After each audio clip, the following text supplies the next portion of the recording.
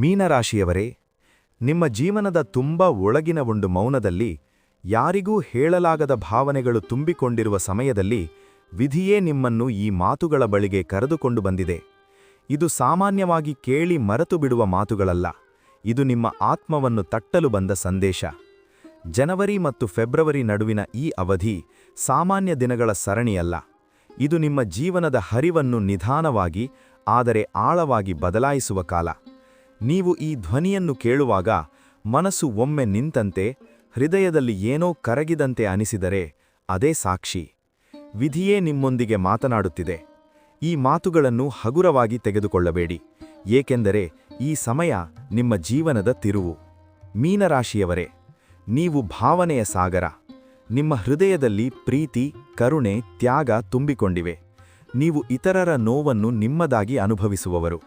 ಆದರೆ ಇದೇ ಗುಣ ಕಳೆದ ಕೆಲವು ಕಾಲದಲ್ಲಿ ನಿಮ್ಮನ್ನು ಹೆಚ್ಚು ಗಾಯಗೊಳಿಸಿದೆ. ನೀವು ನಂಬಿದವರು ನಿಮ್ಮ ಮೃದುವಾದ ಹೃದಯವನ್ನು ಅರ್ಥಮಾಡಿಕೊಳ್ಳಲಿಲ್ಲ. ನೀವು ಕೊಟ್ಟ ಪ್ರೀತಿಗೆ ಸಮರ್ಪಕ ಪ್ರತಿಫಲ ಸಿಗಲಿಲ್ಲ. ನೀವು ಮೌನವಾಗಿ ಸಹಿಸಿಕೊಂಡಿದ್ದ ನೋವುಗಳು ನಿಮ್ಮೊಳಗೆ ತುಂಬಿಕೊಂಡಿವೆ.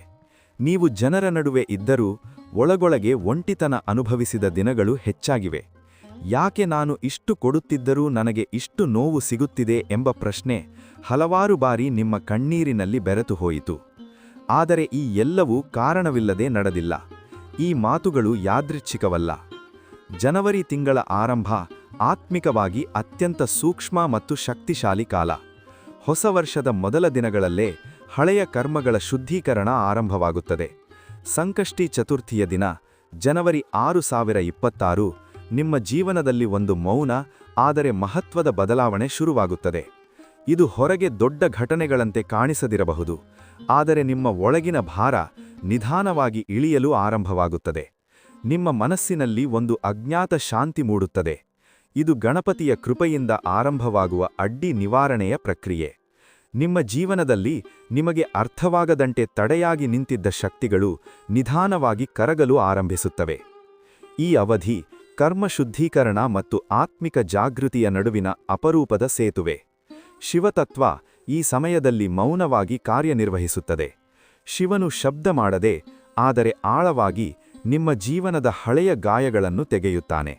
ನೀವು ಹಿಂದೆ ಅನುಭವಿಸಿದ ವಿಳಂಬಗಳು, ಸಂಬಂಧಗಳಲ್ಲಿ ಕಂಡ ಗೊಂದಲಗಳು, ನಿರಂತರವಾದ ಭಾವನಾತ್ಮಕ ನೋವುಗಳು ಶನಿಯ ಪಾಠಗಳಾಗಿದ್ದವು. ಶನಿ ಎಂದರೆ ಶಿಕ್ಷೆಯಲ್ಲ, ನ್ಯಾಯ. ನಿಮ್ಮ ಮೃದುವಾದ ಹೃದಯಕ್ಕೆ ಗಡಿ ಹಾಕಲು, ನಿಮ್ಮನ್ನು ನೀವು ರಕ್ಷಿಸಿಕೊಳ್ಳಲು ಕಲಿಸಲು ಈ ಪಾಠಗಳು ಅಗತ್ಯವಿತ್ತು.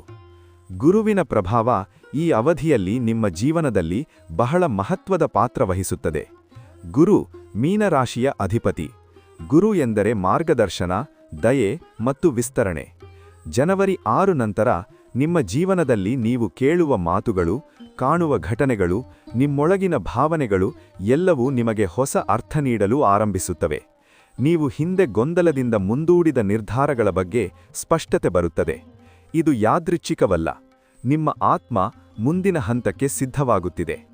ಫೆಬ್ರವರಿ ಸಮೀಪಿಸುತ್ತಂತೆ ಈ ಒಳನೋಟ ಇನ್ನಷ್ಟು ಗಟ್ಟಿಯಾಗುತ್ತದೆ. ರಾಹು ಮತ್ತು ಕೇತು ಈ ಅವಧಿಯಲ್ಲಿ ನಿಮ್ಮೊಳಗಿನ ಗುಪ್ತ ಭಯಗಳನ್ನು ಮೇಲಕ್ಕೆ ತರುತ್ತವೆ. ನೀವು ತಿರಸ್ಕಾರಕ್ಕೆ ಒಳಗಾಗುವ ಭಯ, ಒಂಟಿಯಾಗುವ ಆತಂಕ, ನಿಮ್ಮ ಪ್ರೀತಿ ವ್ಯರ್ಥವಾಗಿ ಬಿಡುತ್ತದೆಯೇ ಎಂಬ ಸಂಶಯ ಎಲ್ಲವೂ ಮೇಲಕ್ಕೆ ಬರುತ್ತವೆ. ಇದು ನಿಮಗೆ ಅಸಹಜವಾಗಬಹುದು, ಆದರೆ ಇದು ಶುದ್ಧೀಕರಣ. ಈ ಅವಧಿಯಲ್ಲಿ ನಡೆಯುವ ಘಟನೆಗಳು ಯಾದೃಚ್ಛಿಕವಲ್ಲ ಎಂಬುದನ್ನು ನಿಮ್ಮ ಹೃದಯಕ್ಕೆ ಮತ್ತೆ ಮತ್ತೆ ನೆನಪಿಸಿಕೊಳ್ಳಿ. ಇದು ನಿಮ್ಮನ್ನು ದುರ್ಬಲಗೊಳಿಸಲು ಅಲ್ಲ, ನಿಮ್ಮನ್ನು ಬಲಪಡಿಸಲು. ಸೂರ್ಯ ನಿಮ್ಮ ಆತ್ಮ ಮತ್ತು ಆತ್ಮಗೌರವದ ಸಂಕೇತ. ಈ ಅವಧಿಯಲ್ಲಿ ನಿಮ್ಮ ಸ್ವಾಭಿಮಾನವನ್ನು ಮರುಪರಿಶೀಲಿಸುವ ಸಂದರ್ಭಗಳು ಬರುತ್ತವೆ. ನೀವು ನಿಮ್ಮ ಮೌಲ್ಯವನ್ನು ಇತರರ ಒಪ್ಪಿಗೆಯ ಮೇಲೆ ಇಟ್ಟಿದ್ದೀರಾ ಎಂಬ ಪ್ರಶ್ನೆ ಎದುರಾಗುತ್ತದೆ. ಆದರೆ ಇದೇ ಸಮಯದಲ್ಲಿ ನಿಮ್ಮೊಳಗಿನ ಶಕ್ತಿ ಜಾಗೃತಗೊಳ್ಳುತ್ತದೆ. ಕೆಲಸದ ಕ್ಷೇತ್ರದಲ್ಲಿ ನೀವು ಹಿಂದೆ ಅನುಭವಿಸಿದ ನಿರ್ಲಕ್ಷ್ಯ ನಿಧಾನವಾಗಿ ಕಡಿಮೆಯಾಗುತ್ತದೆ. ಜನವರಿ ಅಂತ್ಯದ ವೇಳೆಗೆ ನಿಮ್ಮ ಸೃಜನಶೀಲತೆ ಮತ್ತು ಸಹಾನುಭೂತಿಗೆ ಗೌರವ ಸಿಗಲು ಆರಂಭಿಸುತ್ತದೆ. ಫೆಬ್ರವರಿ ಆರಂಭದಿಂದ ನಿಮ್ಮ ಮಾತಿಗೆ ಮೌಲ್ಯ ಬರುತ್ತದೆ. ಚಂದ್ರನು ನಿಮ್ಮ ಮನಸ್ಸಿನ ಪ್ರತೀಕ. ಮೀನರಾಶಿಯವರ ಮನಸ್ಸು ಅತ್ಯಂತ ಸೂಕ್ಷ್ಮ. ಈ ಅವಧಿಯಲ್ಲಿ ನಿಮ್ಮ ಭಾವನೆಗಳು ಕೆಲವೊಮ್ಮೆ ಅತಿಯಾದ ಸಂವೇದನೆಯ ರೂಪದಲ್ಲಿ, ಕೆಲವೊಮ್ಮೆ ಅಸಹಜ ಶಾಂತಿಯ ರೂಪದಲ್ಲಿ ಕಾಣಿಸಬಹುದು. ಇದು ಸಹಜ. ಇದು ಮನಸ್ಸಿನ ಪುನರ್ ಸಮತೋಲನ. ನೀವು ಬಹಳ ದಿನಗಳಿಂದ ನಿಮ್ಮ ಭಾವನೆಗಳನ್ನು ಇತರರಿಗಾಗಿ ಒತ್ತಿ ಹಿಡಿದಿದ್ದೀರಿ. ಈಗ ಅವುಗಳನ್ನು ನಿಮಗಾಗಿ ಅರಿಯುವ ಸಮಯ. ಮಹಾಶಿವರಾತ್ರಿ ಈ ಅವಧಿಯ ಅಂತ್ಯವಲ್ಲ, ಅದು ಪರಿವರ್ತನೆಯ ಶಿಖರ. ಫೆಬ್ರವರಿ 15, 2026 ನಿಮ್ಮ ಜೀವನದಲ್ಲಿ ಒಂದು ಹಳೆಯ ನೋವು ಸಂಪೂರ್ಣವಾಗಿ ಕರಗುತ್ತದೆ. ನಿಮ್ಮೊಳಗಿನ ಅಪರಾಧಬೋಧ, ನಿಮ್ಮನ್ನು ನೀವು ತಪ್ಪು ಹಿಡಿದುಕೊಂಡಿದ್ದ ಮನಸ್ಥಿತಿ, ನಿಮ್ಮ ಪ್ರೀತಿಗೆ ಸಿಕ್ಕ ಗಾಯಗಳು ಶಿವನ ಕೃಪೆಯಿಂದ ಭಸ್ಮವಾಗಲು ಆರಂಭಿಸುತ್ತವೆ. ಶಿವನು ಮೌನ ರಕ್ಷಕ. ಅವನು ನಿಮ್ಮ ಕಣ್ಣೀರಿಗೆ ಸಾಕ್ಷಿ. ಅವನು ನಿಮ್ಮ ನೋವನ್ನು ಅರ್ಥಮಾಡಿಕೊಂಡು ಅದನ್ನು ಮೃದುವಾಗಿ ತೆಗೆದುಹಾಕುವ ಶಕ್ತಿ. ಈ ದಿನದ ನಂತರ ನೀವು ಹಿಂದಿನವರಂತೆ ಇರಲಾರೀರಿ. ನಿಮ್ಮೊಳಗೆ ಒಂದು ಹೊಸ ಶಾಂತಿ ನೆಲೆಸುತ್ತದೆ. ಆರ್ಥಿಕವಾಗಿ ಈ ಅವಧಿ ನಿಮಗೆ ಎಚ್ಚರಿಕೆ ಜೊತೆಗೆ ನಿಧಾನವಾದ ಸ್ಥಿರತೆಯ ಸೂಚನೆ ನೀಡುತ್ತದೆ. ಜನವರಿ ಮೊದಲಾರ್ಧದಲ್ಲಿ ಹಣದ ವಿಷಯದಲ್ಲಿ ಸ್ವಲ್ಪ ಅಸ್ಥಿರತೆ ಇರಬಹುದು, ಆದರೆ ಇದು ನಿಮ್ಮನ್ನು ಜವಾಬ್ದಾರಿಯನ್ನು ಕಲಿಸಲು. ಫೆಬ್ರವರಿ ಆರಂಭದಿಂದ ನಿಧಾನವಾಗಿ ಸ್ಥಿರತೆ ಕಾಣಿಸಿಕೊಳ್ಳುತ್ತದೆ. ನೀವು ಈ ಅವಧಿಯಲ್ಲಿ ತೆಗೆದುಕೊಳ್ಳುವ ನಿರ್ಧಾರಗಳು ಮುಂದಿನ ವರ್ಷಗಳಿಗೆ ಭದ್ರತೆಯಾಗಿ ಪರಿಣಮಿಸುತ್ತವೆ. ಈ ಸಮಯ ನಿಮ್ಮ ಜೀವನದ ತಿರುವು ಎಂಬುದನ್ನು ಮರೆಯಬೇಡಿ. ಸಂಬಂಧಗಳ ವಿಷಯದಲ್ಲಿ ಸತ್ಯ ಮತ್ತು ಮೌಲ್ಯಗಳು ಸ್ಪಷ್ಟವಾಗುವ ಕಾಲ. ಇದು ನೀವು ನಿಮ್ಮನ್ನು ಮರೆತು ಇತರರಿಗಾಗಿ ಬದುಕಿದ್ದರೆ ಈಗ ಆ ಸ್ಥಿತಿ ಬದಲಾಗುತ್ತದೆ. ಕೆಲವು ಸಂಬಂಧಗಳು ದೂರವಾಗಬಹುದು, ಆದರೆ ಅವು ನಷ್ಟವಲ್ಲ. ಅವು ನಿಮ್ಮ ಆತ್ಮದ ರಕ್ಷಣೆಯ ಭಾಗ.